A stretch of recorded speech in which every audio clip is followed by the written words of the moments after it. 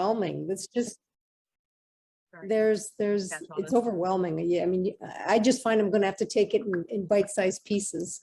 Yeah. Yeah. And really the more time that you spend on it, the more, you notice little things, or you have one question that you go and solve, like it's iterative, like, and it's huge. It's really My huge. first goal is to turn off that awful music. Yeah, I think I did that too. That's in the settings. Yeah. Turn off And all that's the the one thing, that's the one thing I got out of the video, one of the videos that you sent today. The guy that was on his bike, he showed where to turn it off, and I went, oh, I gotta do that. it was worth it. Every time I hear that music, though, it's I like did. I'm like Pavlov's dog. I hear that music, and it's like, my heart rate starts to come up, and it's like a little bit of a warm up almost. I hear that music and I want to throw things.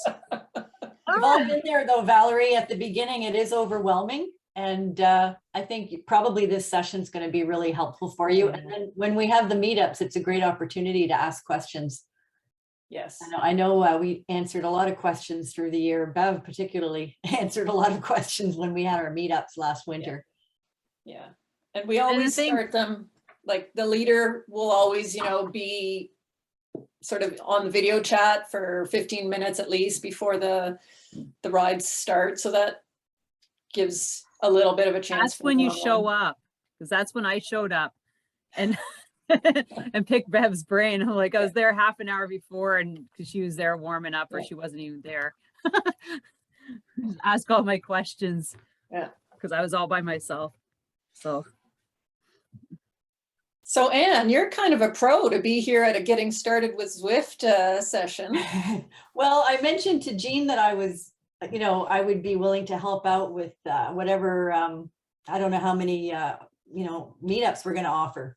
And she said, well, maybe I should come to this meeting. And I said, okay, well, I'll stop in and see. Okay. But I was thinking it might be nice to do some kind of buddy system, if it's going to be like every Tuesday night, well, maybe, if I have a buddy or two buddies between the three of us, we could be responsible for every Tuesday night for the season.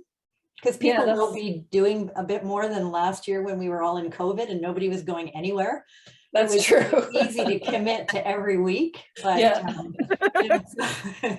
anyway, I was just thinking that maybe we could do something like that might help. Well, if you're thinking Tuesday night, I might be up for every second week, because I want to race every other week. Great. That's kind of my but I don't want to race every week. That's not healthy. But to set up a training like every second week. What time were you thinking? Well, I think at the end when Fiona was doing it, I think she did it at 6:30. 6, or maybe it was 6. She might have moved it to 6 to 7, and that seemed to work for most people. Finished enough time to finish work, and then you can still eat afterwards. Like just for an hour. Yeah. So I may not stay for the whole thing. Well, it's being recorded, so I'll just put it on YouTube, and you guys can fast forward it, listen. So we're 7:01. Yeah. Oh, Bev, if you want to get rolling. Sure, we might as well. We're not all yours. There's only 11 people here, so a few people maybe. I will. I have to myself, I had a hard time finding the link. I had a brain fart and I just didn't see it. I couldn't see it. Okay, maybe what I'll do is just a second. I'll just post it right on the page. I finally realized there was a button, and it was built into the button embedded. Anyway, that's just my 2 cents, because there's like 20 people that have signed up, so I'm kind of surprised that there may be a few more. There's Jean. Yeah, hi. I responded to Valerie, and so I told her where the link was. So everybody that looks at Valerie's comment, that goes back to the page, and then also underneath it, I put the Zoom number, so that if people can't find the link, because maybe it doesn't look the same as it does on my computer. So I put the Zoom number, so we should be getting them soon, but I can go back in and just check. I And just put the direct link right in a post. yeah, I'm just looking to see what people, if anybody else has said anything about not being able to get in. Oh, okay, hang on.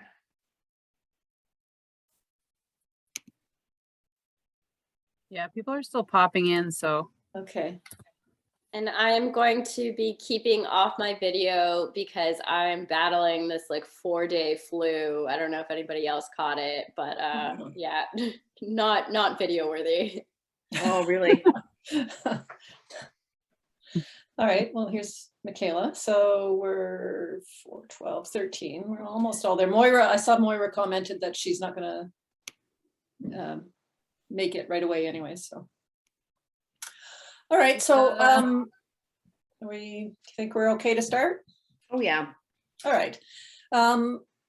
So I guess getting started with Zwift. I'm assuming that, you know, most people are either thinking about Zwifting or, you know, have everything set up and, or they've Zwifted a little bit, but I'm assuming not very much background knowledge here. But one thing I think, so I don't waste everybody's time, does everybody have a trainer, or are people still thinking about trainers and shopping for trainers? I have a trainer. You do? Is there anybody who does not have a trainer, still thinking about it, or doesn't? Okay, so that's like the whole first section that we've just taken care of. So, which is really good. I guess along with it, so this is under, you know, like what you need for Zwift. Obviously you need a trainer, and you need, you know, your whole setup. So you need to have space and, you know, power and all that kind of stuff. But so we can skip the trainer part because we're assuming everybody's got that. So I'm just going to go on to the next part. And the next part is about the bike. Most people will just use their regular road bike. Some people will want to use like their, you know, second bike on their trainer. You might find that challenging if it's not like a modern 10 or 11 speed cassette, and you know, you can run into more problems by trying to use a second bike than just by using your main bike.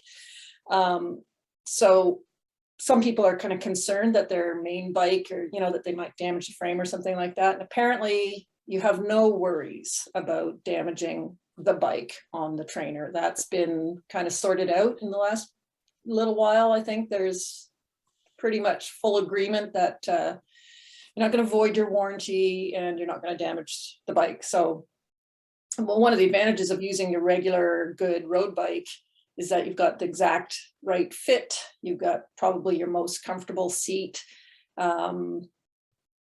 It's your best bike. It's going to feel the best, because when you're on the trainer, everything feels worse. So, you know, you might be best to give yourself sort of every opportunity to feel as good as possible while you're on the bike. Couple things to think about. So has everybody tried setting up their bike on the trainer? Is that nobody's? Oh, I see Teresa is shaking her head. Hasn't done that yet. Michaela hasn't done that yet. Is this, if you unmute yourself and explain that, maybe I can offer some encouragement, or anybody? Just, it's a little bit overwhelming for me. It's overwhelming. And I still have my bike on the road. So I was going to try it this weekend. Right. Set up for Sylvie's program and for this as well. But yeah, it's overwhelming. I'm not a technical person at all. So your bike and your trainer are both relatively new, modern pieces of equipment? The trainer is brand new. It's brand new. I just bought it at Bush Talk a month or two ago, and my bike is 2 years old now.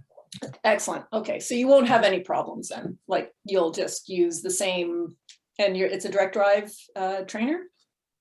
It's a Sweeto. Sweetos are direct drive, right? Yeah. I think so. She told me to buy. You will take your wheel off, right? When I Yes. say direct drive, I mean the wheel comes off, you just attach the frame. I think so. Yeah. I think so. Yeah. Yeah, so you won't have any problems then. And I understand there's YouTube videos and, you know, so I'm sure I'll figure it out. It's just getting started. Yeah.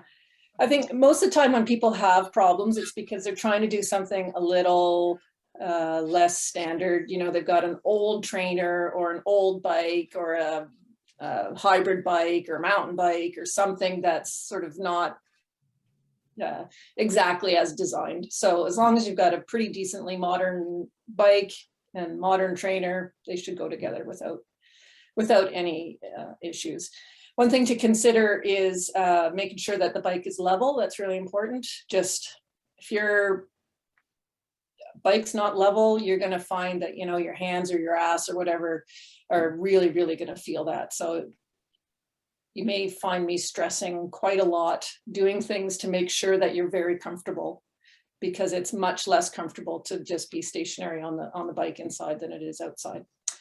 One thing that I've done, a lot of people have done, is added foam underneath the legs of the trainer, and like foam tiles, you know, like the little playroom tiles, or some people even have these little balls. They're kind of like a half round kind of a ball that they put under the legs of the trainer to give a little bit of motion, and that makes a difference. It's not a huge difference, but even if it's 5 or 10% in terms of just how much pressure you get on your sit bones by the end of a long ride, then that's helpful. So Lorraine, did you have your hand up there?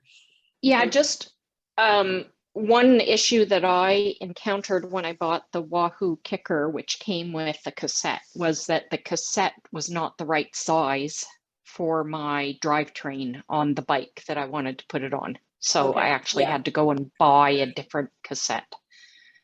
So that's a quick question that can be asked of you know, a bike shop or something. Yes. If it's compatible. Yeah, so if you have an 11-speed bike, you need to have an 11-speed cassette.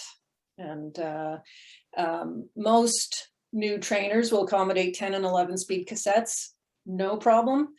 If your bike has 9 speeds or less, you may run into some challenges there. So it's just something to keep in mind, I guess. This is where I always get a little nervous when somebody has found a trainer online, a used trainer, and they bought it, and, you know, somebody convinced them that it's like a really good value, like an old CompuTrainer or whatever, but that's where you could end up with headaches. So if everyone has a new trainer, then that simplifies things a lot. Susan? Oh, sorry. Sorry, no. I have the Sweeto, and I read through parts of your document. It was very well put together, so thank you very much. I think I'm gonna find a way to print that and keep it close by. I downloaded the Zwift app, and I downloaded the Companion app on my phone, but I really wanted to project it onto my TV. It's an older TV, but I can plug in an HDMI connection on the back and have Apple TV. But the question I had was, what's the difference between the Apple TV? I have an older version of Apple TV, and the Apple 4K. I don't have a 4K TV. You don't need a 4K TV to run Apple TV. Like the Apple TV 4K does not need a 4K TV to run. But why do I need a 4K? Like I'm asking what's the difference between Apple TV and Apple 4K TV? Do you know? I don't know. I have an old version of Apple TV, so I want to be able to see, you know, on my big screen TV, right? Oh. So when I say use Apple TV, what I mean is run the Zwift app on the Apple TV. Okay. So you're not using it to mirror another device. You're running it directly on the Apple TV. So the Apple TV 4K is a different version of Apple Better TV? resolution. It's Yeah, better okay. resolution, but that's Yeah. all. Yeah, can you download the Zwift app onto your old version of Apple TV? I don't think so, because I went to That's gonna be the, iTunes. That's, you know, and I couldn't find it. So I'll do a little bit more investigation myself, I guess, and figure that out. But- Because if you're using a laptop, I just downloaded the Zwift app onto my laptop. And then I can use the HDMI cable and just bring it up on the screen. Oh, yeah, that's an idea. As an app. Not like, it doesn't matter whether you've got Apple TV or any other kind of TV, because you've got the HDMI cable, and I've got Zwift on my laptop, and I can just bring it up. It's not quite the same experience as if you can download the app right onto your TV, Yeah. but it's, Okay. you know, Yeah. and if you don't need the laptop for anything else, like, you know, Yeah. if you're not using it for, I don't know, music Work. or something like that. Yeah. No, but for whatever, then you should be okay. Yeah. So using, like, you can download the Zwift app onto your laptop, no problem. We're going to talk about like Yeah, the, sorry, the Bev. different options for sure. But Okay. if you have a device and you want to know whether it's up to date enough, you can just go to the Zwift.com website, and there will be ways of, like, there will be someplace in there where it'll tell you like the minimum requirements for every kind of device. So Yeah. I mean, I can't tell you whether your Apple TV is up to date enough, but I expect that it is. I don't have the latest, greatest Apple TV, and that's what I use. So. But I can't say for sure. I only have iTunes as an option for downloading things. I couldn't find anything else. So I currently have the app on my iPad, right? So I can mirror it onto the TV if I want to as well, right? That's what my Perfect. husband does. So there's lots of ways of doing that. So Tina? Oh, I just had a trainer question. It wasn't for me. It was just somebody who's trying to connect with us, has a concept too, and is into Zwift. And I said, well, maybe I can get you in with the group, because they're just trying to figure that out as well. But Right. anyway, I didn't know if you had any knowledge about the concept 2 bike. I being actually on do. Zwift. Okay. Because my husband has a Concept 2 bike. That was my first bike that I rode, even like when I was getting into road cycling. I didn't even have a bike, but we had this Concept 2 bike erg, and it is no problem to connect it to Zwift. The only thing is that it's not smart, so it doesn't, you don't get any feedback in terms of, you know, course profile or erg mode or anything like that. So Okay, but they will feel that they want to know if they're going to get all the same reactions as far as like, because I talked to them about, you know, when we're doing Italy, we feel the hills and all that. no, you don't Okay. feel that. You set your resistance that's it. manually, and Okay. that's it. But it certainly gives a really good power reading. So your speed calculations and everything are spot on. It's really, really accurate. So it's Okay. just that it's not smart in that way. Okay, No. good to know. I'll Sylvie, pass what- that you've over. got your hand up there. Yeah, I was wondering about drivetrains. So like cassettes, can you take your cassette off your bike and put it on to the trainer? The Yeah, ones that have, but I Okay, mean, you don't so- want to be doing that, you know, frequently, but you could certainly, you know, Okay, in the fall so and in the then- spring. Yeah. yeah. So then you could do that instead of spending for an extra cassette, because they're kind of expensive. Yeah. Linda's talking. I'm talking. Sorry. I used my a bike that had some damage on in the carbon, so I couldn't use it outside. So I use it on my trainer, so it'll stay in my trainer all the time. And to be honest, you were talking about this. I just took it to Bushtaka, and they took the cassette off of my bike and set it all up in the trainer and just set everything up for me. All I had to do was come back and plop it on. And I realized that's my own incompetence, but it was wonderful. So they set all that up, made sure everything was running.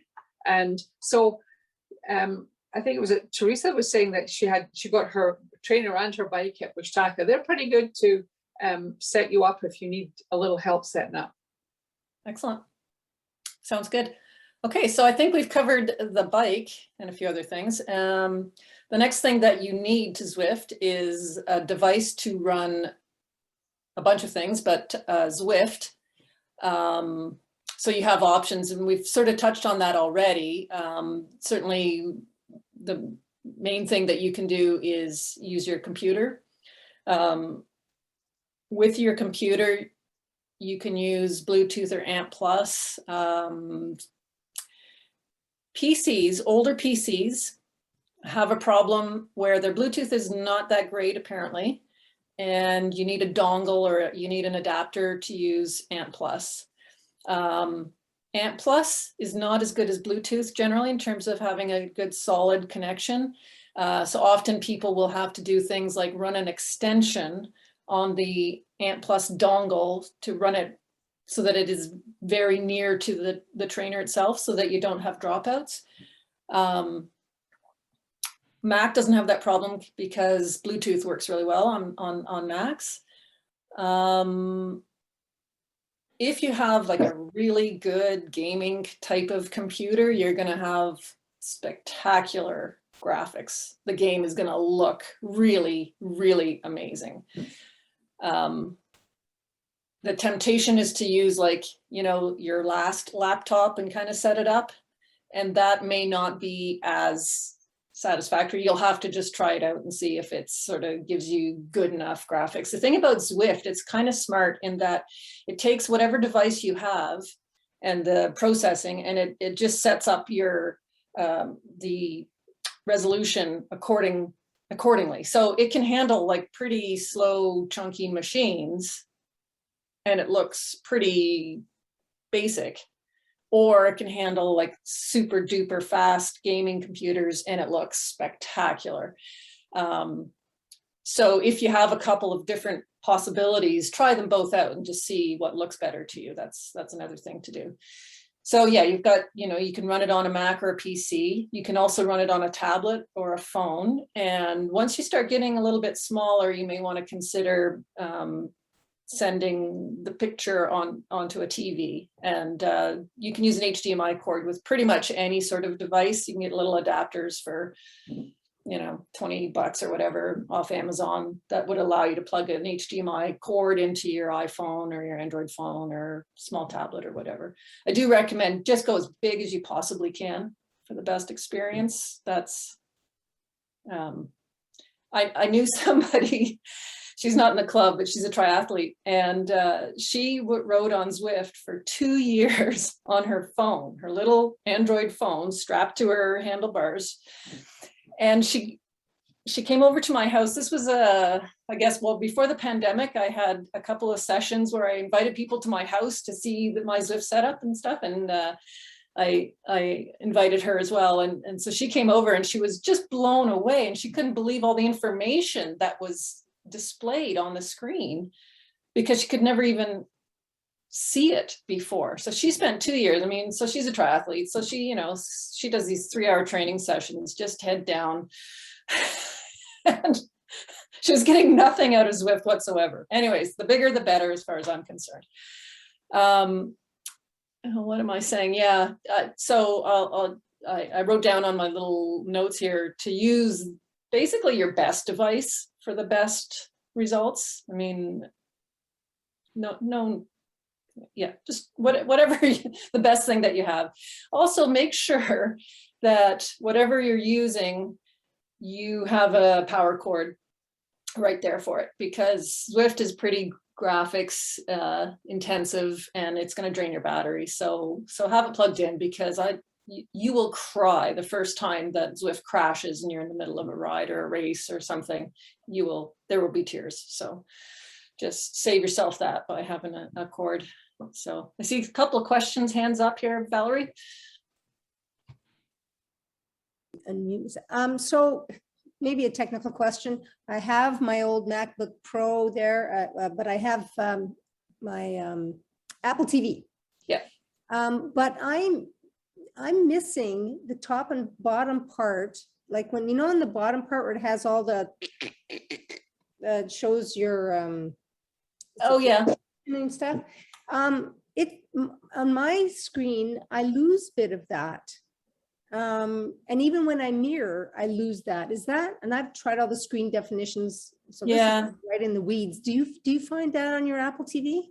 That, no, I on my Apple TV with my TV, the way I've got it set up, and I don't know whether I just lucked into, you know, picking the right screen shape or whatever, but that doesn't happen with me. But I know my husband he runs on a tablet or his iPhone, I'm not even sure anymore, but he doesn't seem to have the exact same shape of image that I have, and I could see, but do make sure that you haven't just toggled that display off.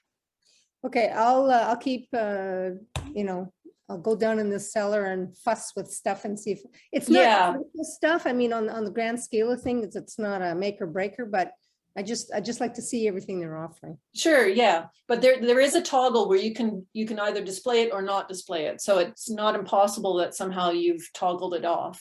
Well, that's possible too. And the control for that is on Zwift Companion. So okay, all right, thank you. Yeah. Linda? Just to that on my laptop, because that's where I've done it, and then I do it on my big screen. There is a thing in there in the settings where you can have it full screen or a window, and I don't know if that's the same as in other programs, but you might have it as a window as opposed to a full screen on your settings. Yeah, what that setting does is it allows you to run, say, if you were watching something on YouTube or had another app going at the same time. It shouldn't make a difference as to what you actually end up seeing. But okay. Yeah. Tina, is your hand still up, or is that's a relic from before? Okay. So the simplest setup is Apple TV, I think. Seems to be what people seem to think is the simplest. It's the cheapest. If you need, like, if you find that your laptop or tablet or whatever isn't doing the trick for you, buying a brand new Apple TV is, I think, around $300, maybe a little bit less. So that's probably the least expensive kind of upgrade if you wanted to buy something specifically to run Zwift. The graphics are good. They're not super duper, but they're better. Like, I know that my Apple TV compared to my husband's brand new iPhone, it's better. Like the processor in his iPhone is something out of this world, but Apple TV is better than that. So it's really good. One of the limitations with Apple TV is that just out of the box, it only allows for 2 Bluetooth connections. And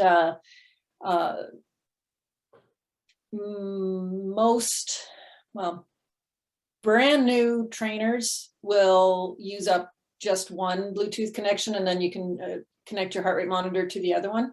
If your trainer is not like the latest generation, it may require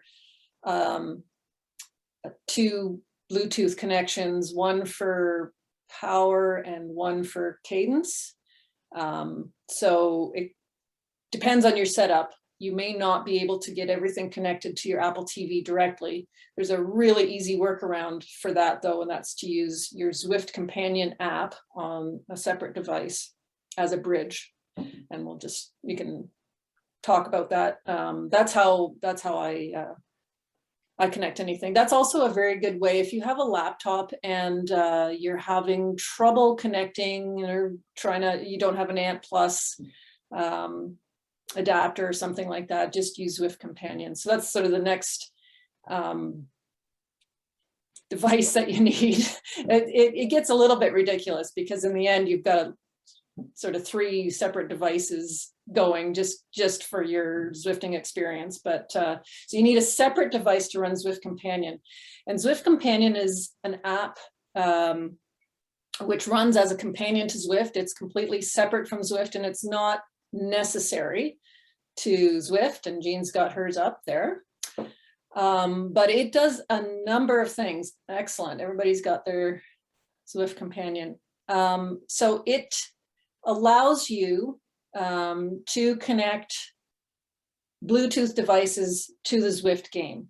So if you've got your Zwift Companion open and it's on the same Wi-Fi network as your Zwift machine is, then you can just select in the pairing screen, you just select in the upper left corner the Zwift Companion, and it does, that's all you need to do. You don't need to do anything special. It just uses that, then all the Bluetooth connections that are available on your device. And I don't know, like phones and stuff, they have a lot of Bluetooth connections possible. I don't know what the limit is, but you won't run into the limit.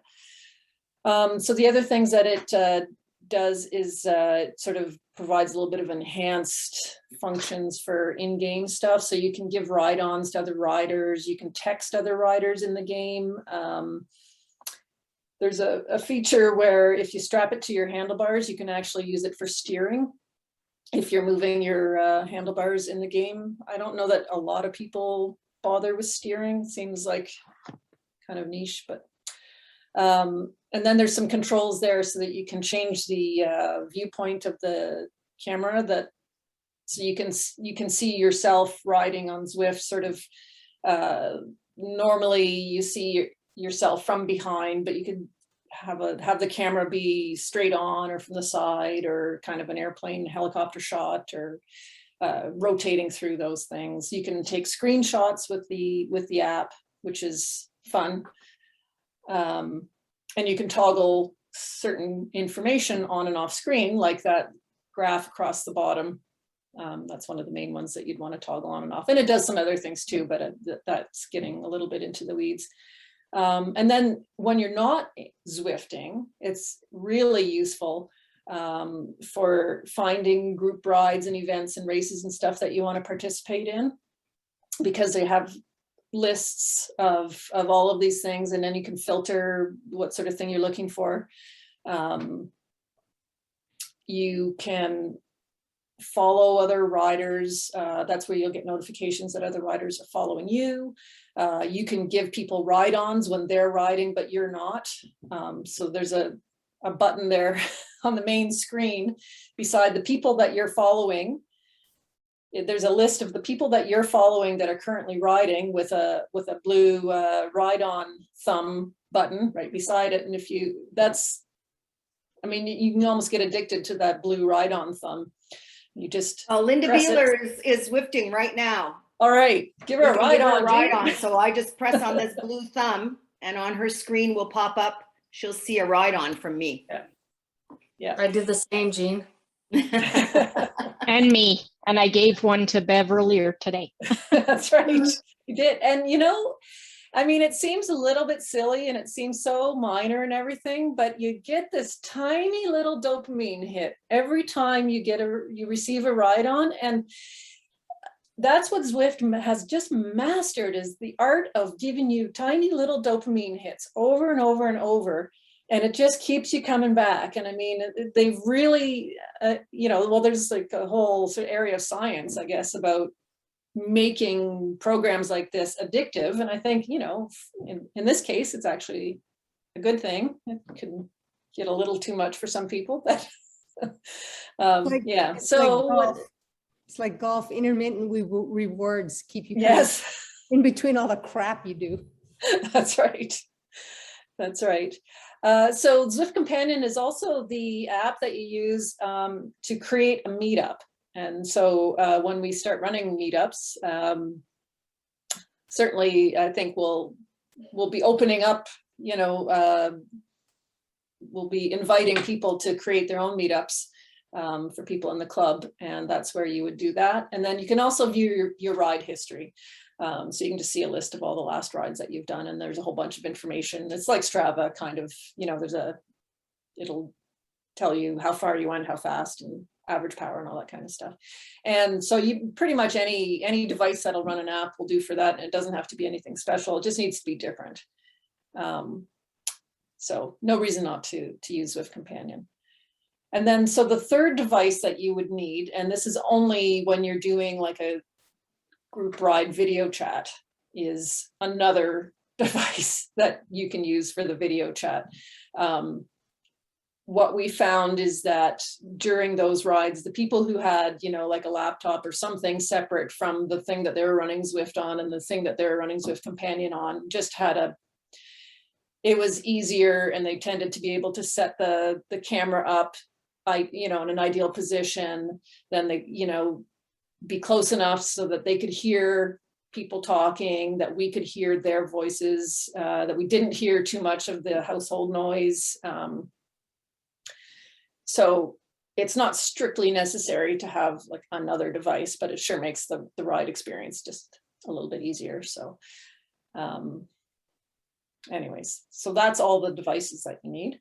I always suggest that people do run with a heart rate monitor, because I can't believe all the fit chicks who don't run with a heart rate monitor.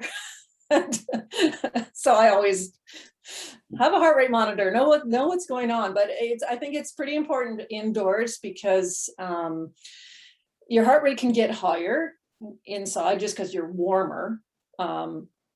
It really is warmer when you ride inside, and you know, you've just got less airflow and everything like that. And you can also really push yourself really hard depending on what sort of thing you're doing. But if you get into racing or anything like that, or even some of the group rides that aren't sort of set to a specific pace, you'll like push yourself to the max. And it's probably not a bad idea to be able to check yourself.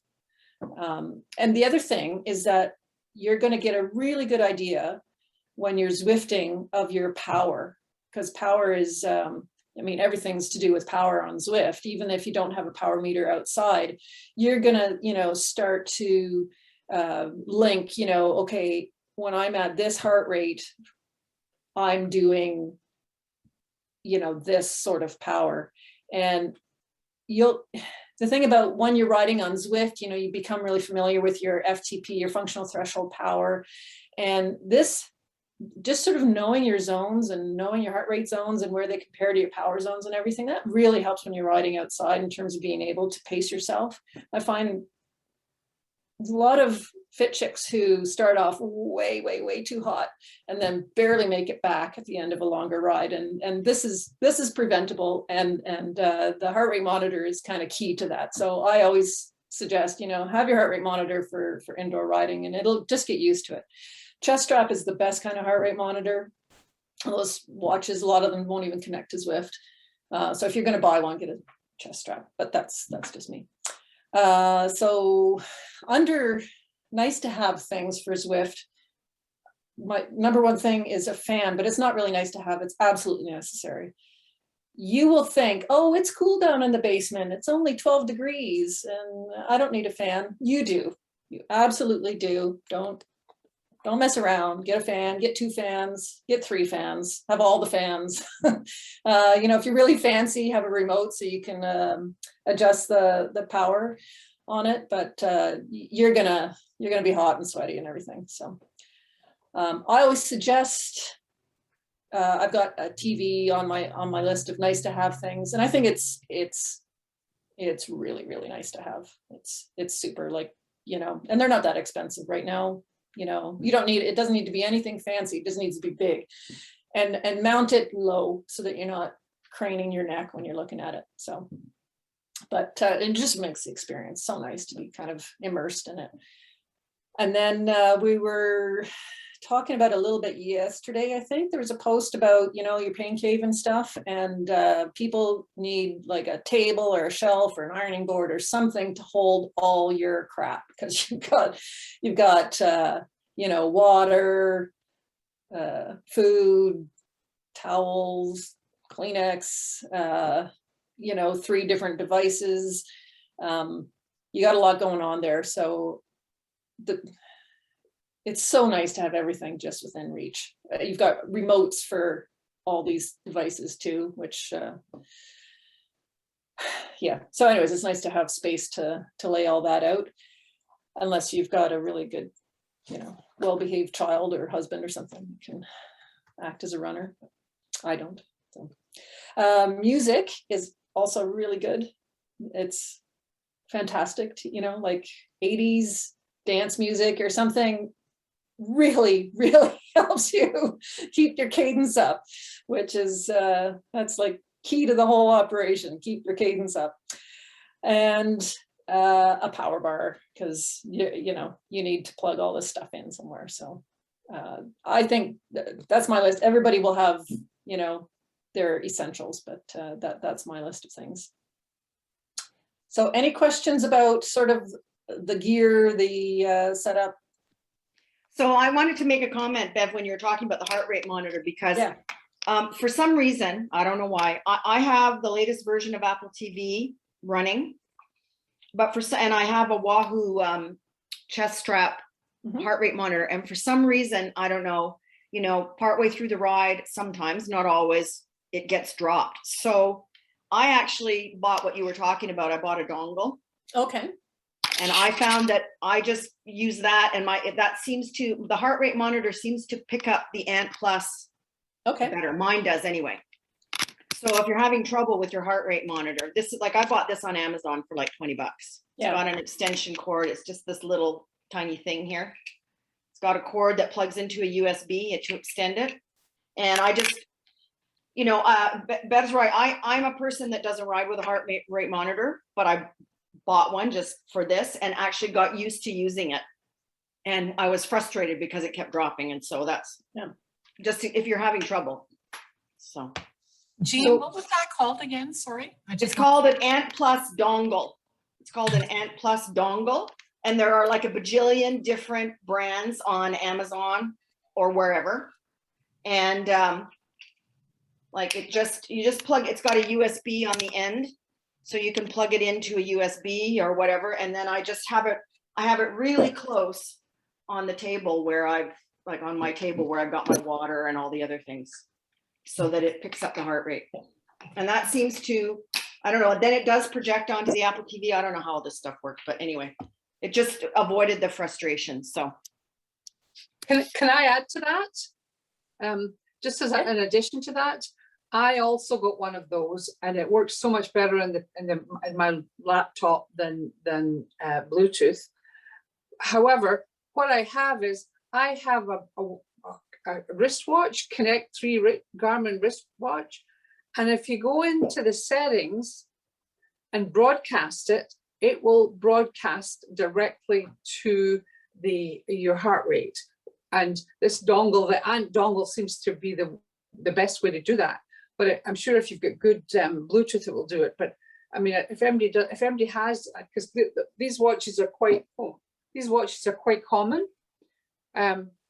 The Garmin Connect, and as I say, you just have to go to settings and sensories and broadcast your heart rate, and it'll come up on your phone. The heart rate will come up as a big, you know, it says it'll run down your battery, but it does go directly to the Zwift, and that saves you, if you already have that, it saves you getting a heart rate monitor. Excellent. Susan? So just a question, Jean. So that your configuration with that Ant Plus dongle, you're using a laptop, right? I know. Oh yeah, no, and that's my trainer connects directly to the Apple TV, to the app. Oh, okay. And then I have so of the devices, I have my trainer directly connected to the Apple TV, to my TV. And then I have my phone that has Zwift Companion. And then I have this. So in reality, like I should have enough Bluetooth connections. So I think it's just maybe just the heart rate monitor I have or something like that. It just doesn't like the Bluetooth as much as it does the Ant. Yeah. For some reason, when I was pairing or trying to pair, I paired yesterday with my heart rate monitor, and I have two heart rate monitors, one that came with my Polar watch for running, and I have one with the Garmin computer that I bought for the bike, and I had the Garmin heart rate monitor in my hand and the Polar the polar heart rate monitor was in the kitchen on the first floor, you know, like upstairs, and it kept trying to connect with that one. So I don't know why that is, why it should have picked up the Garmin heart rate monitor. Yeah, I think Maura is maybe the person to talk to about Garmin and Zwift. Yeah. And because I know she's had lots of issues with that. Yeah, some Garmin heart rate monitors don't have Bluetooth. They only have Ant Plus. So that might be why it's not being seen by your Apple TV. I mean, the polar watch, the polar heart rate monitor, it picked it up right away. So that's fine. I'll use that. Okay, thanks. Lorraine, I think you were.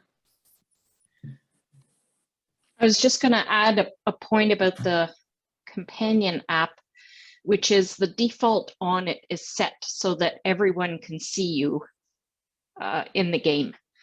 So they can see your name, your age, if you've put it in, your country, and the level you're at, and your activities and stuff. So and you can make yourself private, and then people have to request to follow you and won't see all that info. I have an assumed name, as everyone knows, so I like the fact that people can see me. They don't know where I live. You know, they can see me, anyone can follow me. I can follow anybody with no fuss, but if you do have any concerns, you can set yourself to private, and then you have to okay people being able to see stuff and follow you. It is kind of like Strava in the sense that, well, in a major way, because I was very surprised with the number of people, you know, mine's set to private too, but people can request to follow you. And I was surprised at really the random people. I mean, I'm talking about people in Asia, you know, in Australia that want to follow me. And I mean, you obviously have, it's like Strava, you have the choice. You can accept or not accept. And so, yeah, that's a good point, Lorraine. So you'd be surprised, like you open up your Zwift Companion and like 100 people want to follow you and you're thinking, really? So I follow a lot of people on Zwift, and then most people will follow you back. And I don't know, I probably have more than 600 followers and about the same number of people that I follow. It's not exactly the same, but so it's just fun, and but not if you're concerned about your privacy. But if you're happy to give people thumbs up and want to get a lot of thumbs up, it's just kind of fun. Yeah. So can I ask a question about the companion app? Since I'm fairly new to this, one of the things I haven't been, or maybe we haven't talked about yet, or we should talk about, is I don't really know how to find good programs, but we'll get to that in a minute. But I was trying it out today, and it comes up in my screen, you know, do I want to go left or right or straight forward? And I discovered I can do that on my companion. You know, I can say go left or what have you. My other thing is, if I'm done, can I finish? Can I exit or just say finish from my companion? Say I want to do, because I can't actually reach my screen from my bike, you know, to go my screen. But can I get off it from my companion act, then just sort of spin my legs out a little bit? I haven't been able to find out how to do that.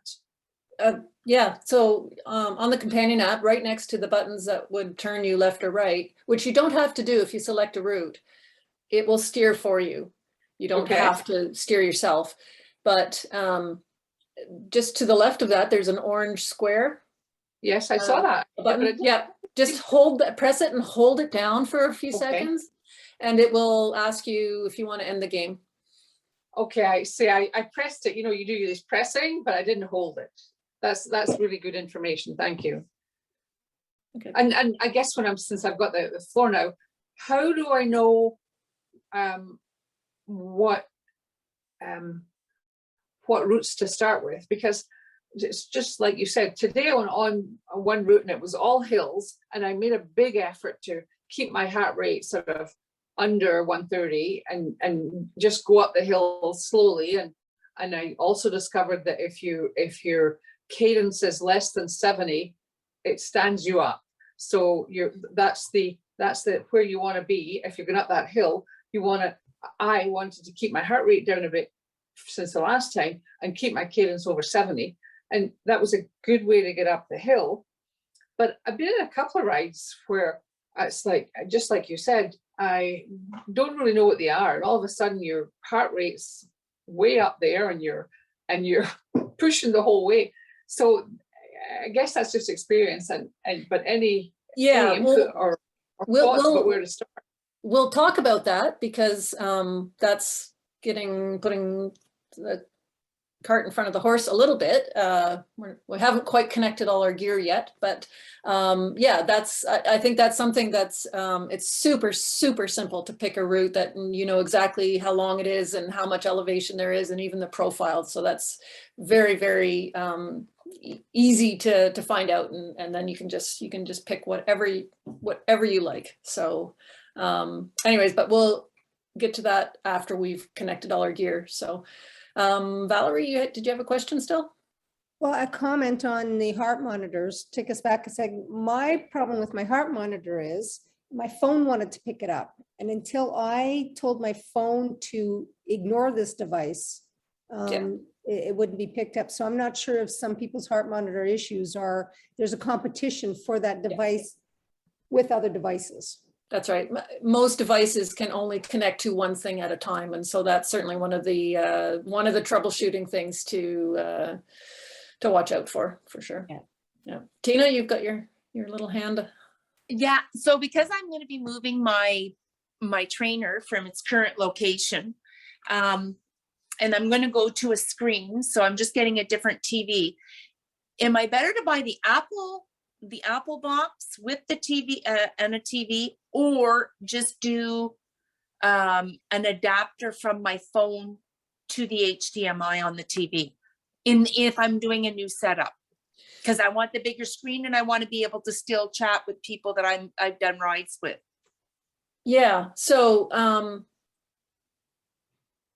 I would probably, just spring for the Apple TV. Okay. And then you're set up there all the time. You just sort of walk up there and there it is, ready to go. You turn on your trainer and everything and boom, if you've got everything plugged into one power bar, just flip the switch, everything comes to life and, connect, quick, boom, bang, rather than, and also your graphics are going to be better than if you're using, if I'm just phone. taking it from my phone and plugging it into the TV. Yeah. So it'll be better if I have the Apple TV. Yeah. And you run the app on Apple TV.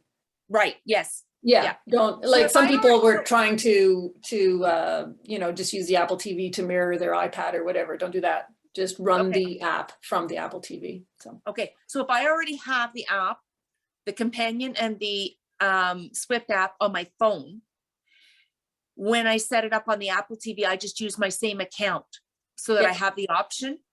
Mm-hmm. I just sign in. Yep. Okay. Perfect. Yep. Thank you. All right. Okay. So connecting is what we've sort of been talking about, but that's the next part of the presentation. And so this is a pretty quick, because everybody has, there's like a million combinations and permutations possible, of equipment and devices, and we can't possibly go through everything, but there's a fairly simple process. You just, you start by waking up all your sensors. So, your trainer, cadence sensor, if you're using it. Some trainers don't transmit cadence at all, and so you need to have a separate cadence sensor. So that would be something that you'd have to just wake up and heart rate monitor. So just get them all alive. Start Zwift on whatever device it is, whether it's Apple TV or your computer or tablet. Log in, which is, once you've entered your password once, you don't have to do that over and over. And then you do have to make sure that you've got Bluetooth or ANT+, whichever you're using, actually enabled on the device. That's something I think it'll show you, Zwift will show you if those things aren't on, but just to save yourself a little bit of grief. And then the initial screen, there's a big orange power source button. Click on that, and then Bev, do you it'll. want me to share my screen? I can open up the Zwift right on my computer here. Oh, sure, yeah. We'll just go through If this Sylvie, quickly. Sylvie, are you there? She's not paying attention. No. I was gonna say if Sylvie would let Okay. me share the screen, but I Okay. guess she's not there.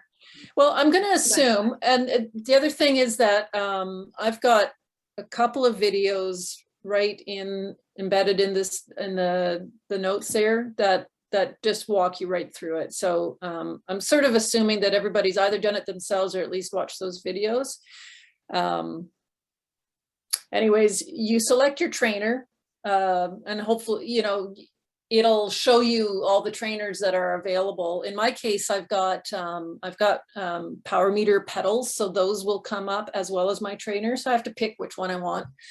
And then you click on the controllable button and also select your trainer, and that allows the Zwift program to, you know, select or to send the resistance to your trainer so that you get the hills, and or if you're in erg mode, you get the resistance that's required.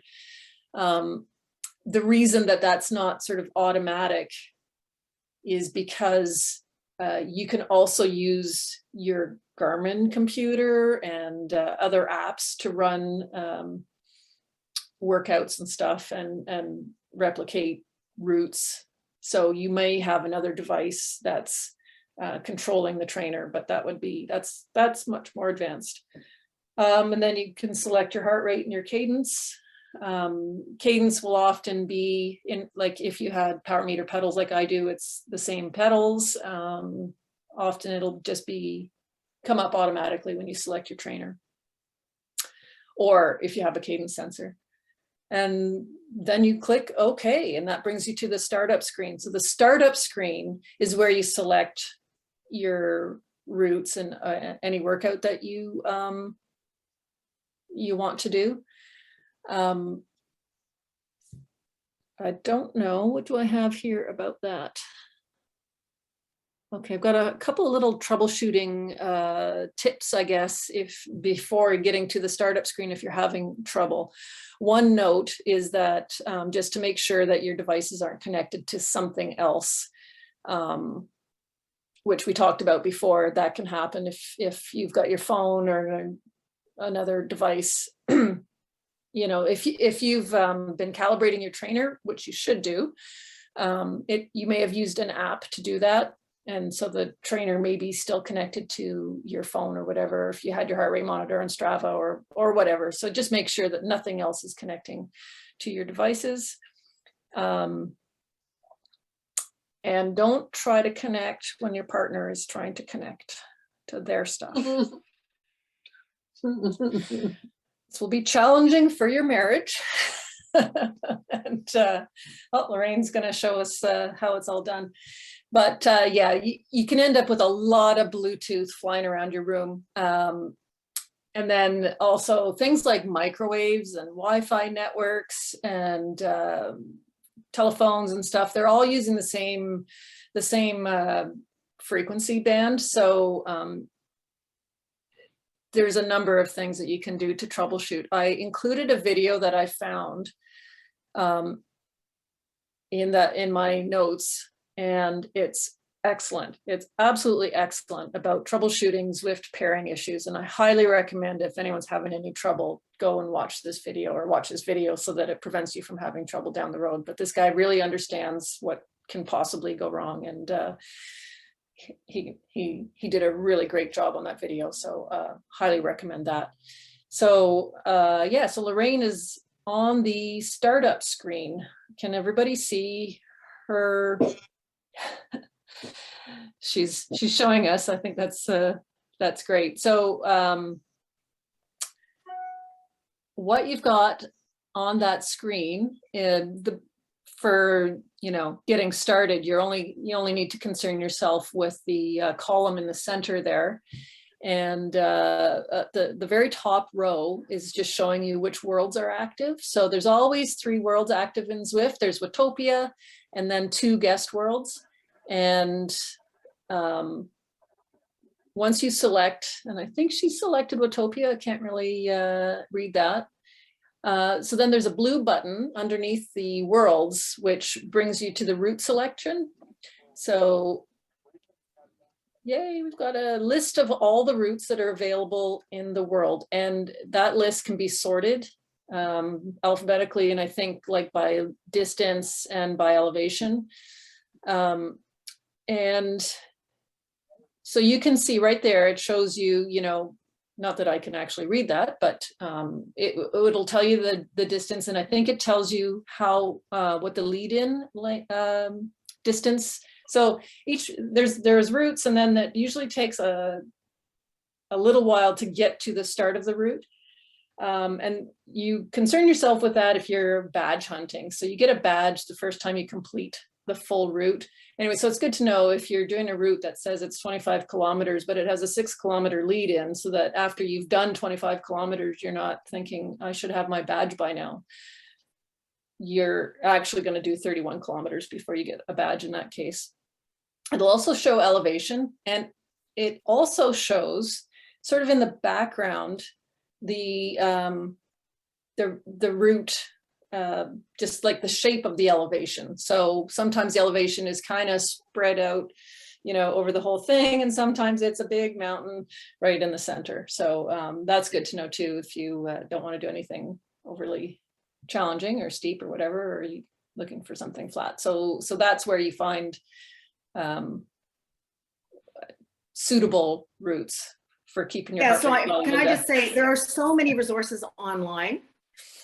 So for example, like that's a list of all the routes in Watopia and other things, but they're actually some enterprising person, if you just type in, you know, all the Zwift routes in a Google search, you can actually get a document that lists all the routes and their distance. And Bev was talking about the lead in, and they're also sorted by difficulty, you know, by bidon, which is a bidon is French for water bottle. So they're sorted by difficulty. 1 bidon is easy and 4 bidons is hard. And so all of this is online. So if you're really interested in, you know, working your way through different routes, you can do that. It is a bit. So. Yes, there's a really good website that does contain most of this information, and Lorraine is just being amazingly helpful here. She's showing the list, and they're even color coded as to their difficulty. So it's a big long list of all the routes and their difficulty and their length, so it's kind of fun to go through and try and collect all the badges. But the website where a lot of information is stored is called Zwift Insider. And there's just so much information there. Everybody should go sign up for Zwift Insider on Facebook so that you can see the latest articles. And every time Zwift does a new upgrade or, and you know, there's any new features, Zwift Insider has an article about it. They talk about all the new bikes that are coming out. Sylvie, are you there? She's not listening. Because I can bring the screen up if she would just, can you share the screen, Sylvie? Sylvie, can you share the screen? Yeah. Who wants the? Me, Jean. Jean, okay. Because then people will be able to see. Okay, so I'll make you host. Yep. Okay.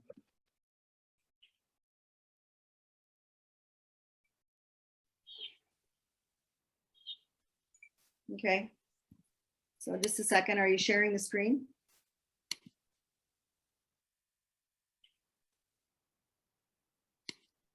Have you shared it, Sylvie? I can't, it's not coming up. I saw that you were the host.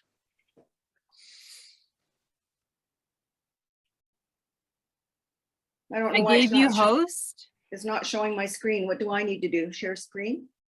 You have to pick when it goes share screen, you pick There what it is. Yeah. Yeah, pick what screen you need. Yeah. Hang on, it's coming. Can you see it? Yes. Yep. Can you see Yep. the screen? We can see the Okay, screen. so this is actually in the program, but you see where this is? If you go to menu over here, this is me. If you go to menu, okay, and yeah, so where were we here? Back. I want to get to the workouts if I can.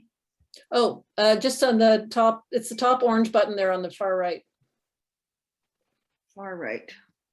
Wait a Yeah, second. you're- I can't see it because you guys are in the way here. Hang on. Oh. There, okay, yeah, there. Okay, workouts. So Linda was talking about finding routes or whatever. So I don't know, Bev, were any of these things you were going to talk about? Because if not, No. okay, but this is the badges that Bev was talking about. So every time you complete a route, you can go in and check that you got your badge. I think Bev's probably got all of them. Have you, Bev? No, not all. I think there's, I've got a few. well, all of the ones in McCurry Islands I haven't even started on yet. Yeah. And So, And this is the pairing screen. That's what you should see at the beginning. Sorry, Jean, just a question. Is that also where you pick the climb there, the one that you told us to pick? as No, soon as it's right start? here. Do you see where I'm pointing? Yeah. Right here. This is the screen. This is the, so this is the Everest challenge. Okay, This is just cumulative. You don't really have to pay any attention to it. But Bev's got a fancy new bike with shiny iridescent wheels because she's completed this challenge. Yeah. And McDonald got hers today. Oh, So, excellent. yeah. So the this is advice the is- Everest challenge, but you see at the bottom left, it says select a different challenge. So this is the Everest challenge, but I started out in the California because I didn't know. And so I've done about 45% of the California, but that doesn't get you the fancy bike. And now they've added Italy, and that's a kilometer challenge. And this is, Everest is an elevation challenge, and the other two are kilometer challenges. okay. But yeah, so that's, I just ignore that until, every once in a while I check and see how far I've gotten. And then the other thing, not to jump in on Bev, is you have a garage, and in the garage, you can set yourself up.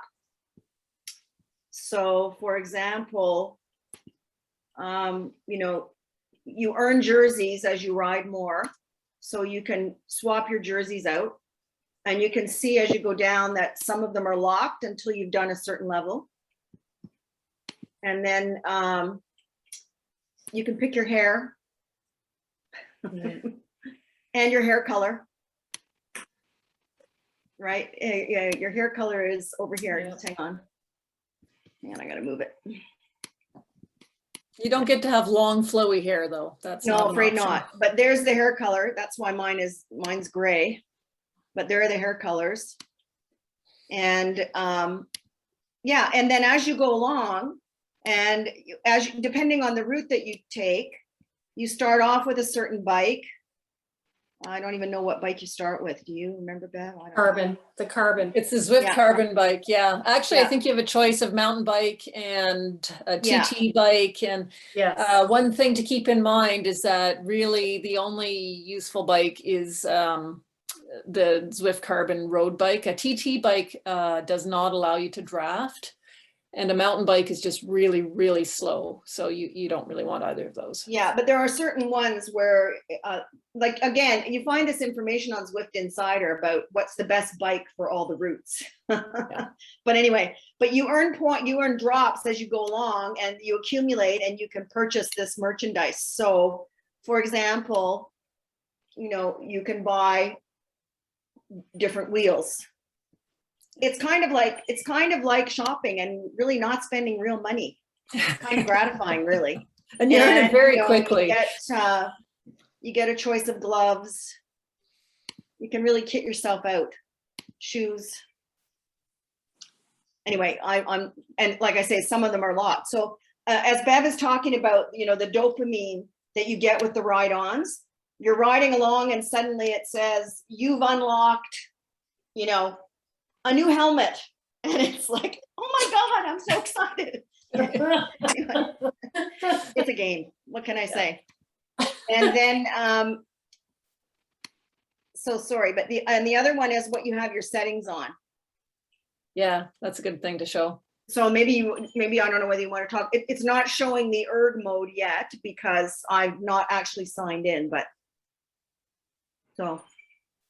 Yeah, so I mean, this is where you would change your, you know, the opening music. You can turn it on or off. And then there's, you know, game sounds, 3D world volume. And this is the birds in the background, basically. And sometime in London, I think there are crowds that are making cheering noises and stuff. So game resolution, it'll only offer you resolution that your device is capable of actually displaying.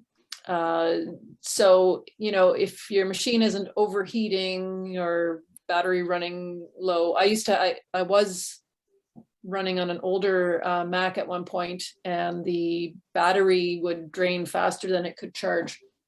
So I had to reduce the game resolution just to kind of handle that. Yeah, so you probably want your power display on 3-second average. I think that's the default. It just doesn't jump around as much then as if it's instant. Auto is perfectly good for leaderboards, metric, of course. The image uploading option is referring to what you're going to see on Strava or other apps. Because it's possible to take pictures within the game, you can have it so that it just uploads the ones that you have taken, or it always takes a few when you ride anyways, so you'll always get some sort of a screenshot from your ride on Strava if you've got this selected. And but you can also just have it to not bother with any sort of an image.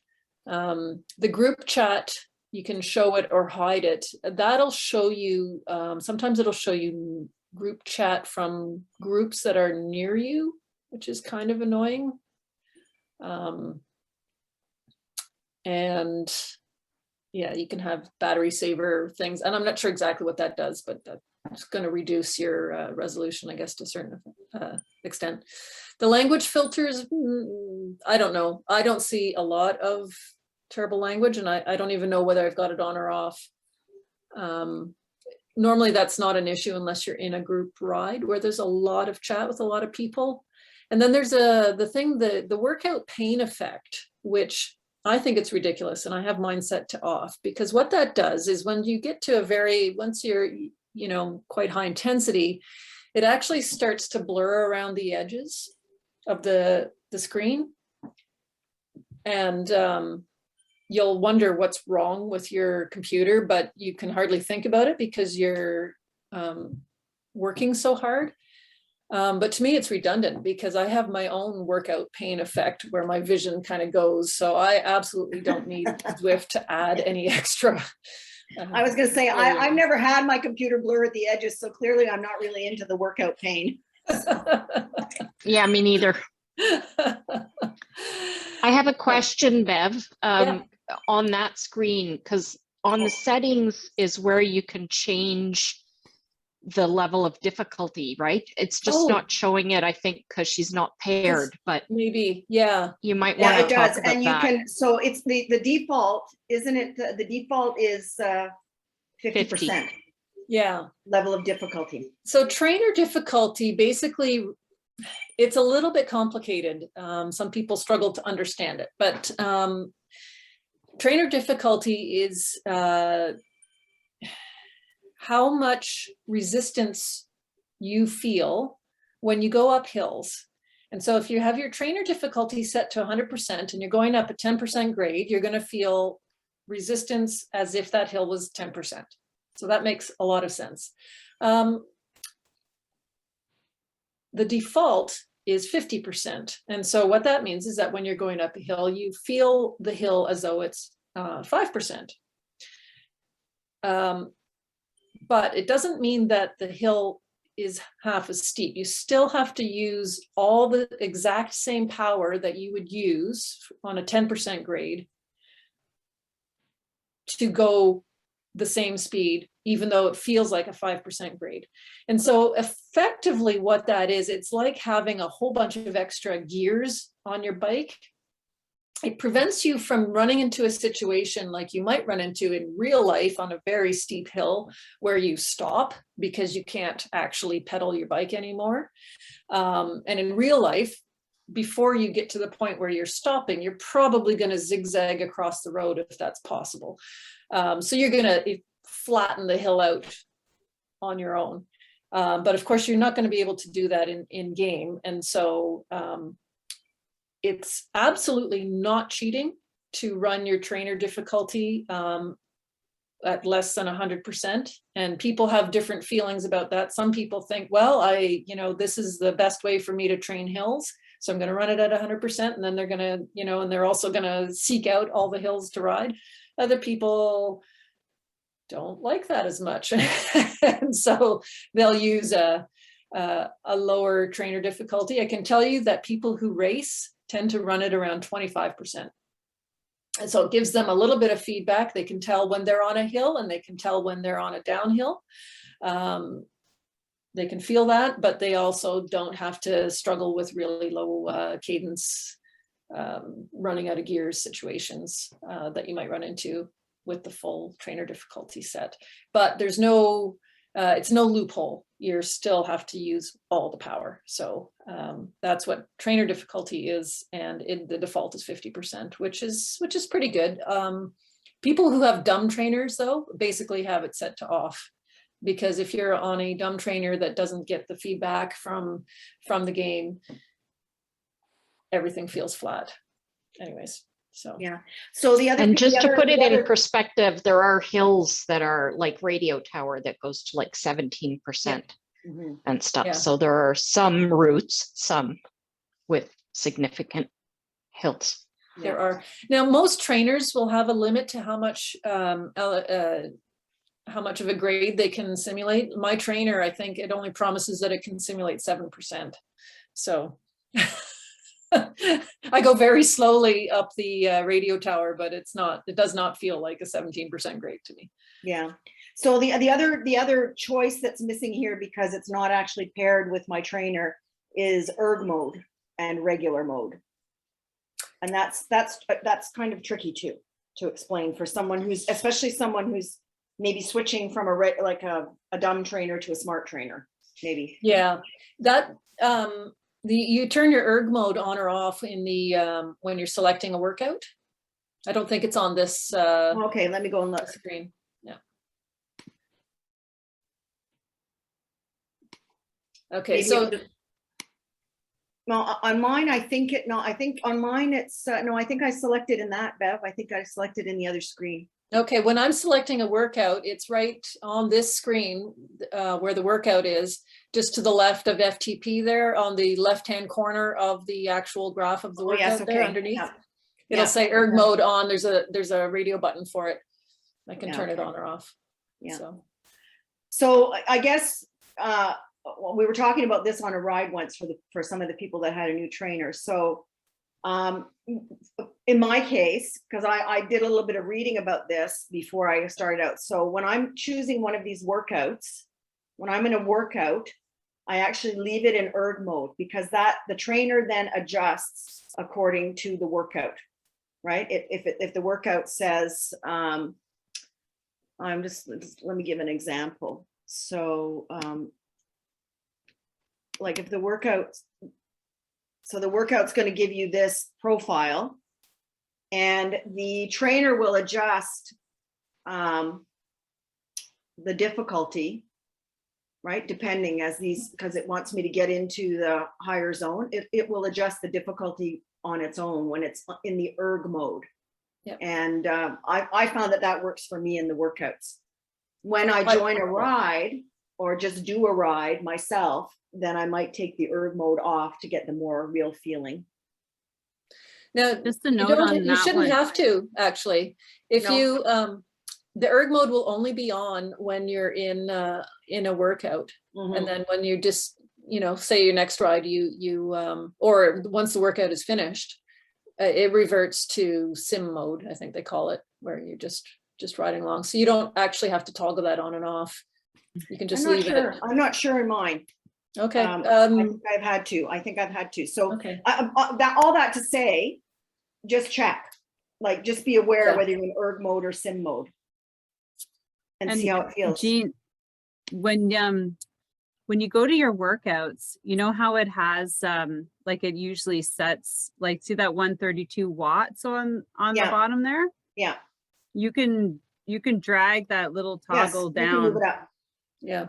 Yeah, so if you want to work harder, or say your FTP is something a little bit harder, then you can move it. If you don't want to work as hard, you can drop it down. So if you like that workout, but not the watts, you can change it. Yeah. Just like, So you just move it. Yeah. And that's Don't the do other thing. that. you didn't know that? No, don't do it. Don't do it. Leave your FTP. Just find a harder workout. Well, no, but so the other Yeah. thing I was going to say though is that in the Zwift Companion, if you notice, like when you're in a workout or when you start the workout, Sylvie, so you're right. Like you can set this and that's fine. But in Zwift Companion, when you start the workout, you can actually, you have a screen that shows you the workout and it has a plus and a minus, and you can make the workout up to 10% harder or down 10% easier. Yeah. Well, in see, I Companion. I As you're- don't as have you're a cycling. I didn't have a smart trainer last year. Oh. So I was on a basic trainer for those who don't have a smart trainer, but I had the power pedals that Bev would talked about. Yeah. So I didn't get the all the elevation stuff.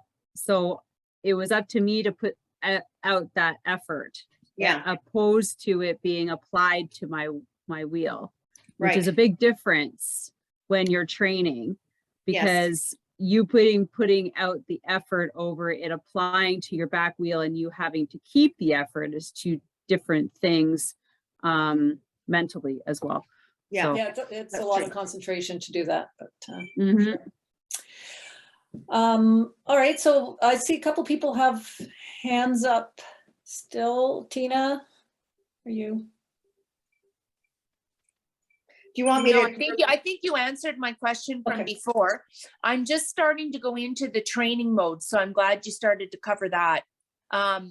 Getting my FTP and all that, because remember last year I was still on my life cycle till I got my smart trainer. Yeah. And then I just wanted to continue into the rides with everybody. So I guess my question is first to go into and do my FTP and then start doing the actual workouts, because you can do a workout versus a ride, joining a ride. Yeah, so I mean, you have three choices when you start on Zwift, or for any Zwift activity, you can just ride, just free ride, and you don't need an FTP for that, and you don't. No, you can just ride. I do recommend doing an FTP test sooner rather than later, though. Maybe don't do it as your very, very first thing. Like just go out there and ride, and check it out, and just to kind of explore a little bit, maybe as the first thing to do. But then relatively soon do an FTP test so that you have an accurate FTP. And what will happen is that Zwift will actually create training zones for you based on your FTP. Okay. And it'll show you what zone you're in. There's a little graph across the bottom that you can toggle on and off, and it'll show you if you're in, a recovery zone or zone 2 or, tempo, whatever, because it's color coded. So, you can see if you're blue or green or yellow or red. And yeah, I think my last one, I was in zone 10. No. There was a ride it said zone 10, zone 9, and then it went to zone 10. Oh, There no, was a that's levels. That's your level. Oh, is 9 that and level levels? 10. Yeah. Okay. Yeah. That's based on the So number this of would be kilometers you've done. just as you're riding, like if you want to just build up like a nice aerobic base, you're riding in zone 2, and you Okay. can tell, hey, I'm starting to get a little carried away here. I'm all of a sudden my graph is turning green, so that's a little bit high for Okay. so that's one benefit of having an FTP that's accurate right from the beginning, is that your zones are going to be accurate when it's showing you across the bottom what you're riding in. The other thing is then you can do any of the workouts accurately Okay. So you also have to keep in mind that your FTP will change as you train and as you don't train. It like it goes down.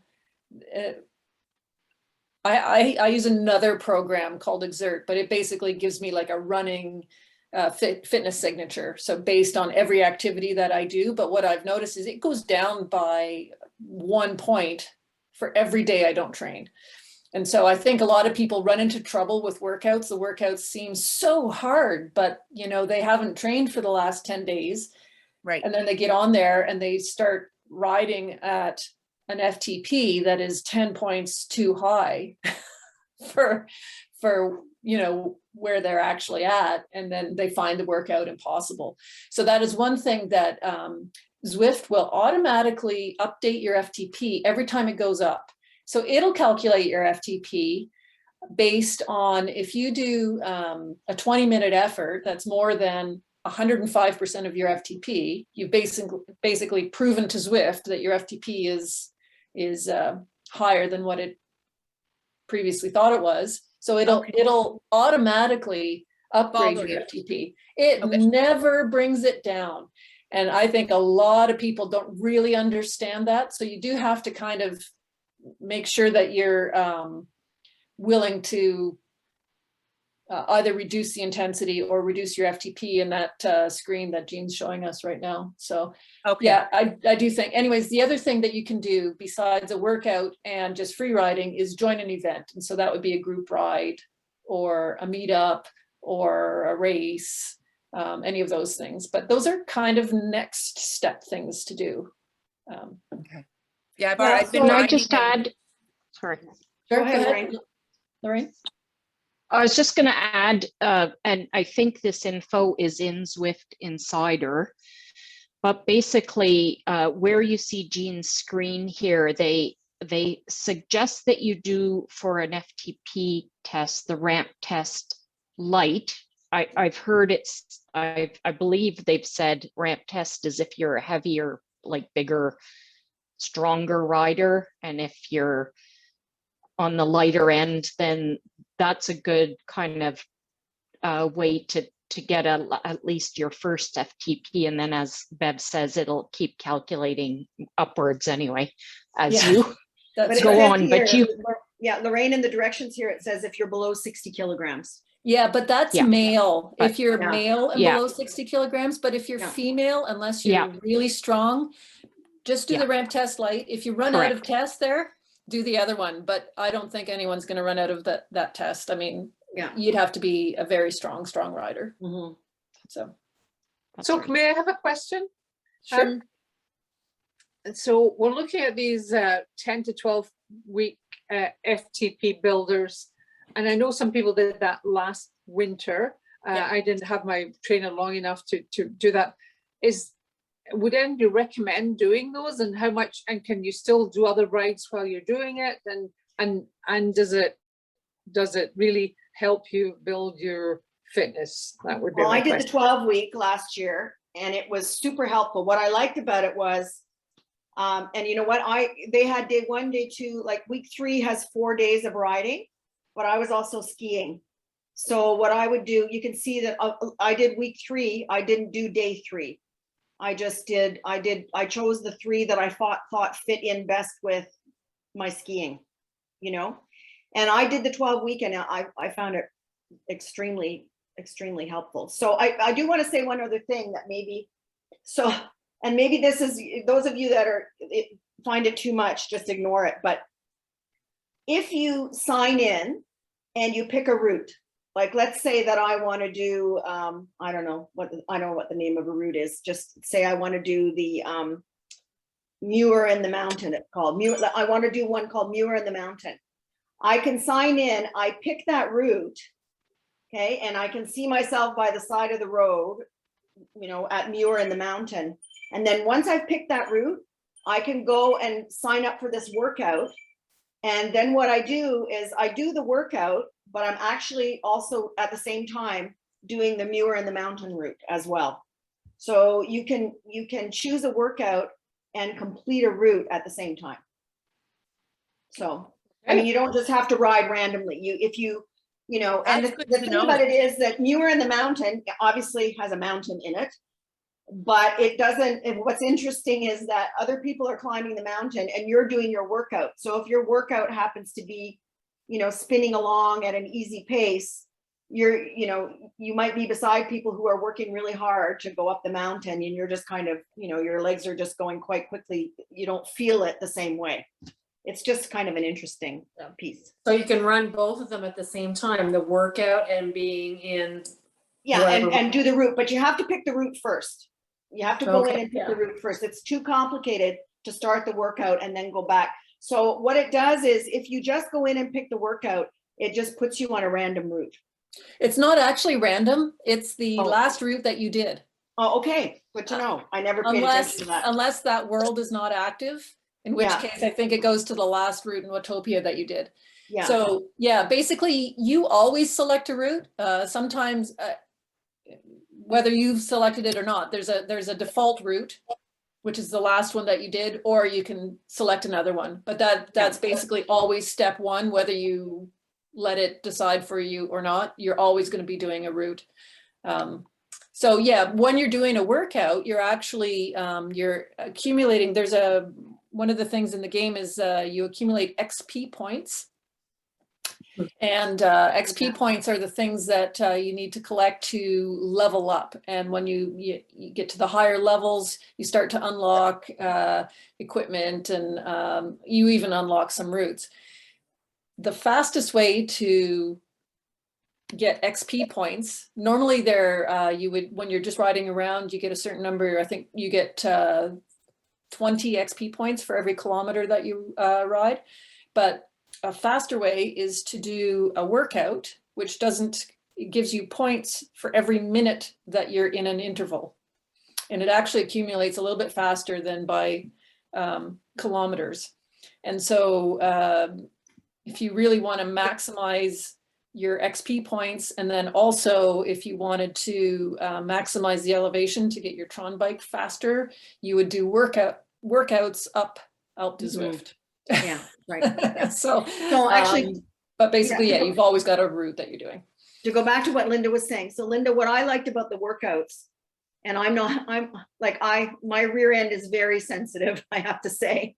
What I liked about the workouts was it tells you how long it's going to take you. You know, so like if you got a limited time or whatever, you know exactly how long it's going to take you. And then, you know, sometimes I did the workout and my rear end was feeling okay. And so I just kept riding, like on whatever route I was on. I just kept riding. The workout is completed. I got the points for the workout. I got the credit for the workout. And then if I was feeling good, I just kept riding, just free riding. So that's what I like about the workouts. You kind of have an idea when you sit down on the bike, okay, it gives you a bit of a time goal. You know, this is how much I'm going to do. Well, I started this today and it is Brookhurst, I think it was, and it just went uphill and uphill. So I did it for an hour, and then I thought I'm done. Yeah. But then you haven't completed it, right? That's kind of. Yes, that's right. Yeah. Yeah. Yeah. Yeah. Did anybody else have any questions or comments about it? Things, Valerie? Yep, you've had your hand up. Yeah, way back when you talked about calibration. Mm-hmm. And so my trainer is brand new to me, well, brand new. And it's a smart trainer. Mhm. And so is my calibration with Zwift, or is my calibration just with my trainer, or can you explain calibration, please? Because I didn't get invited to do any calibration when I first logged into stuff. Okay, have you ever connected your trainer to an app, like just on your phone, like the trainer app?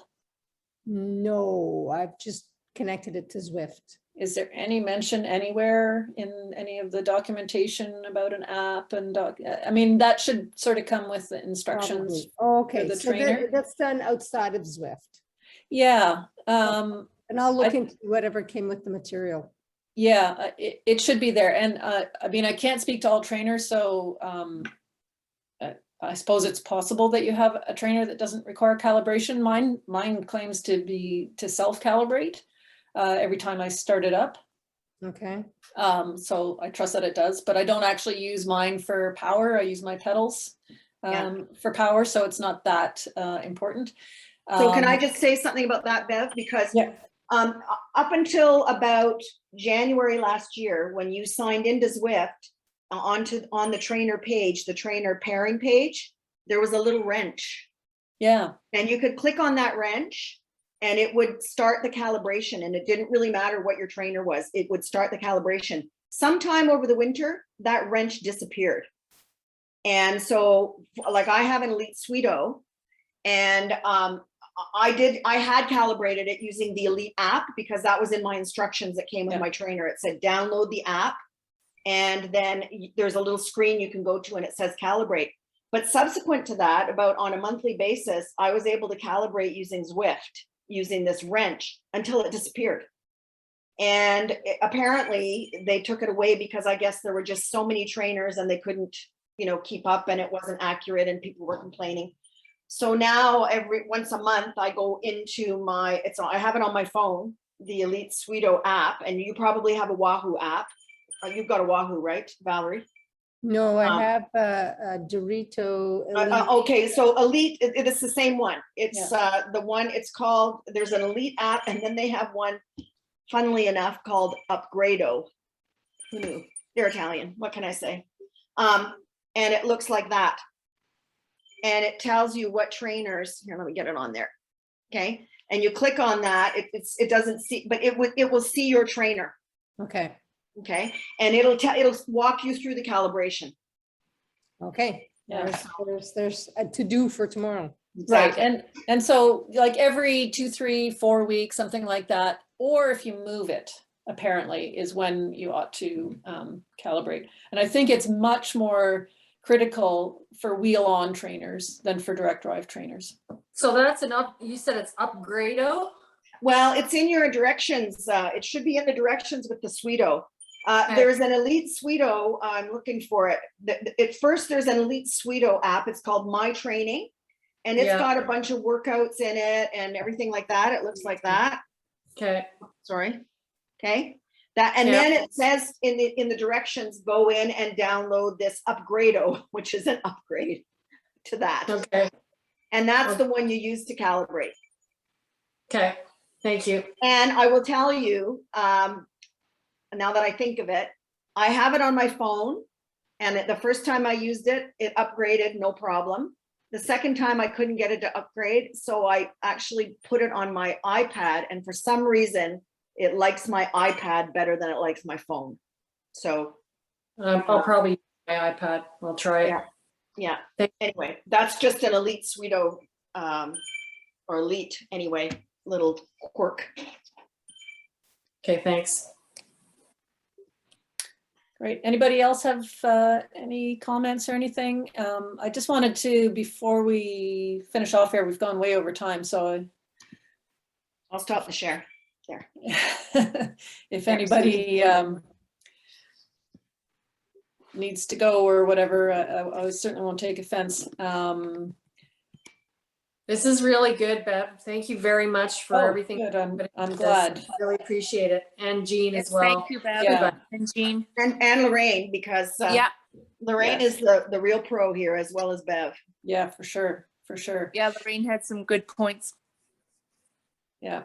I still have a few little points. I think we've covered off most things. I found a couple of really good videos. So this little outline that I posted there under the event, I really do strongly recommend that you go through and pick out the videos that are linked in there and just watch them when you have some time, because you really, really will have a much better understanding. That none of that was available when I started. I saw somewhere that I was looking at my account, and I started in February of 2018. So that's almost 4 years, which in Zwift years, that's like 100. So I checked out a couple of the videos, and they make it pretty simple, the way it's explained. So yeah, for sure. So I do recommend that when you start riding, that before you start riding, just have a little bit of a plan for your session, like how hard are you planning to work is kind of important. So that'll help you pick a route. so that, you know, you don't end up going straight up a hill that, you know, like you did. And, you know, figure out how long do you want to ride for, or how far do you want to go? Or are you trying to get a mileage, or are you trying to, you know, do an hour or 90 minutes or 45 minutes or whatever? Decide that before you start out. Some of those routes are a little bit deceiving. They've got a lot of elevation in them or whatever. So if you just start a route and then tell yourself you're just going to ride until you're done that route, there's routes that'll take you all day. Tell you that. That's true. So careful about that. So it's good to just know what your plan is before you start. Once you do get started, don't feel bad because it feels hard, because it is harder. The bike's not very comfortable because it's not moving. Your saddle is gonna bother you. And if you had any problems with your saddle outside, they're gonna be magnified inside. It's hotter. You're probably not gonna have your fans set up right because you won't believe me that you need fans. Your heart rate is gonna go higher. You're gonna wonder, you know, why is this so hard? Well, it's just because it is hard. Sometimes if you're just by yourself. I was on a dumb trainer last year and I took Sylvie's, I think it was your 6-week training. And I thought 4 weeks. it felt like 6 weeks, I guess. I thought I was gonna die. But it was a dumb trainer, right? So yeah.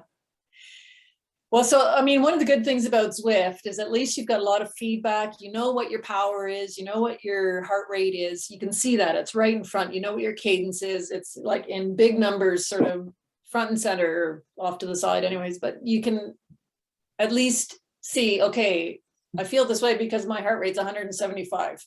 you feel heart rate up here. Yeah, that's right.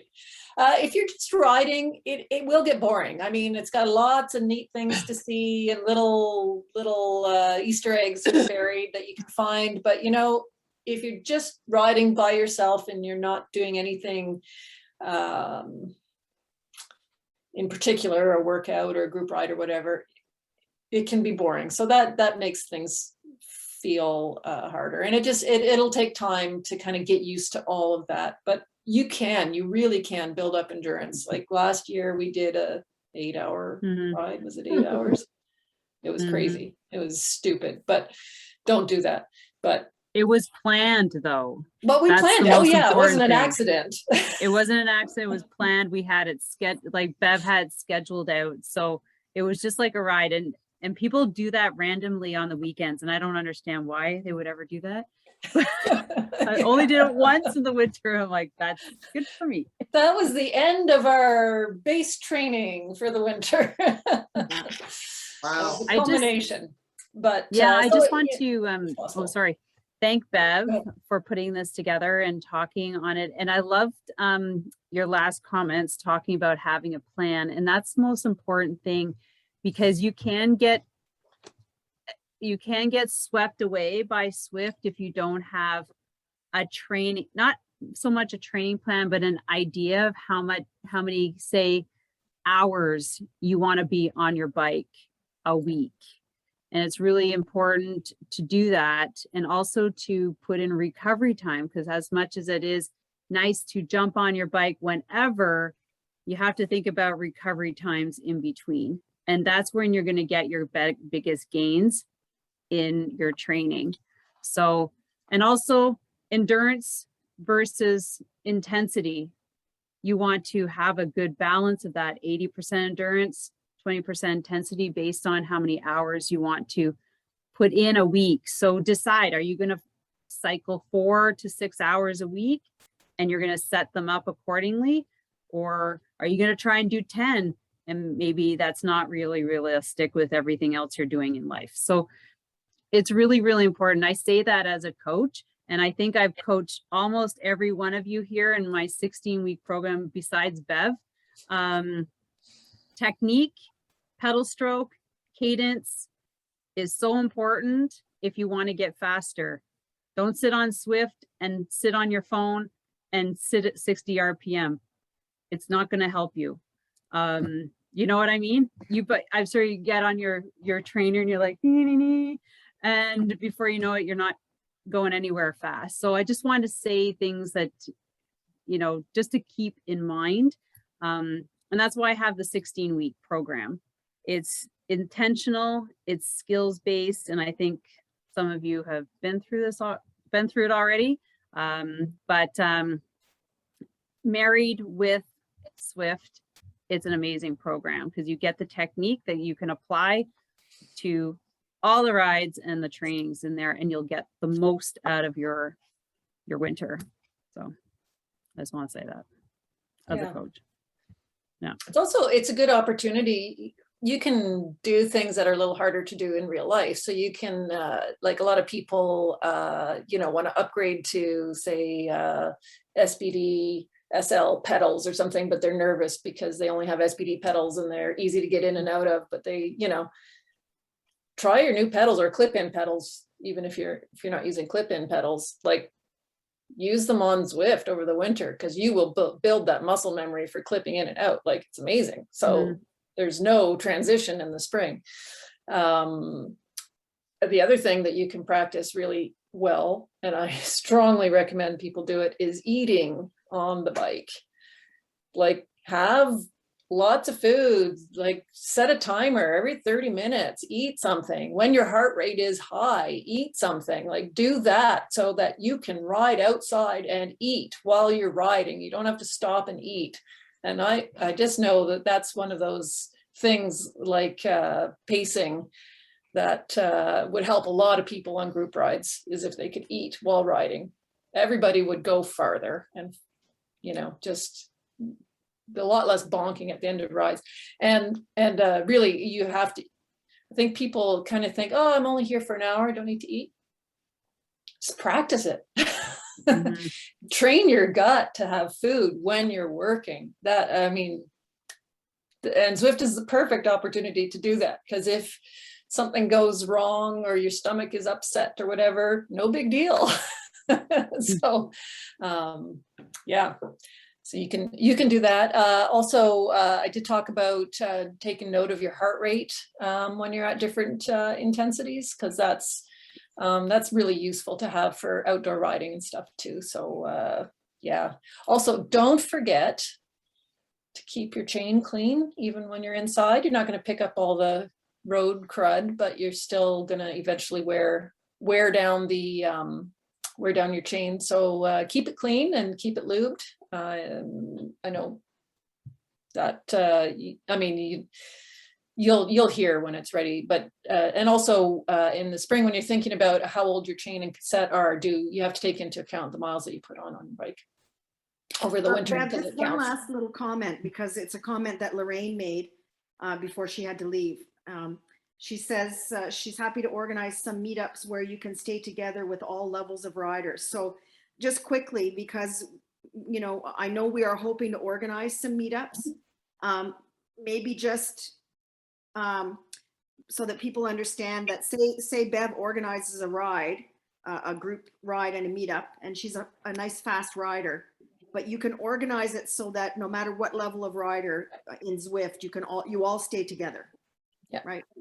Yeah. So when these meetups come up, don't look and think, oh my God, like it's all the really fast riders that have signed up for it.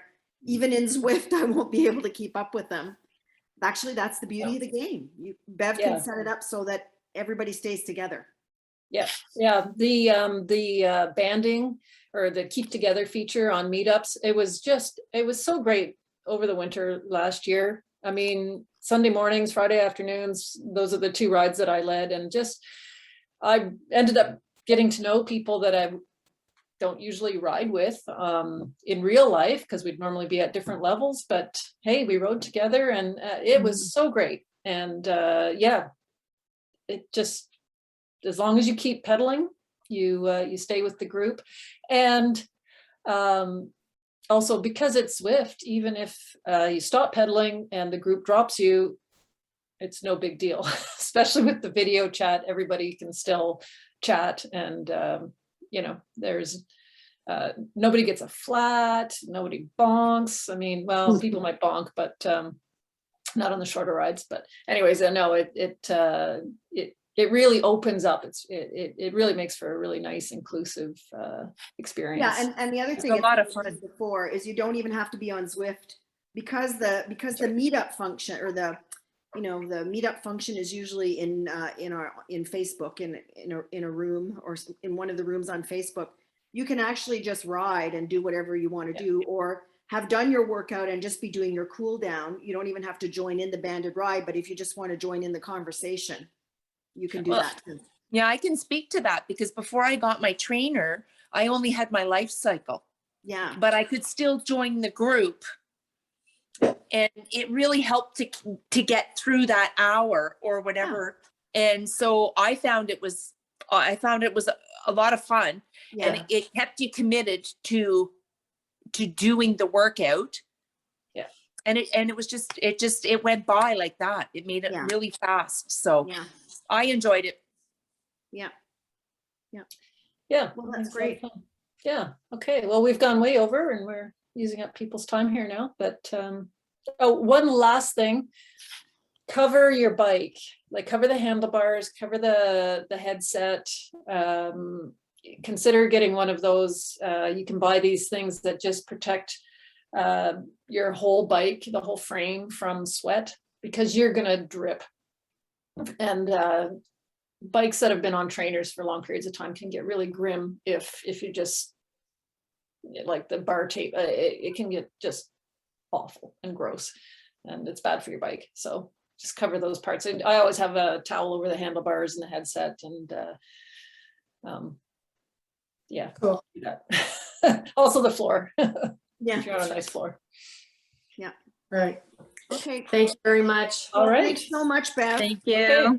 Thanks See a you lot. later. I'll have Ladies this and Zwift. uploaded this week. Yep. So See you later. and on the Bye. page. Okay. Bye. Bye. Thanks. Right, everyone. Two.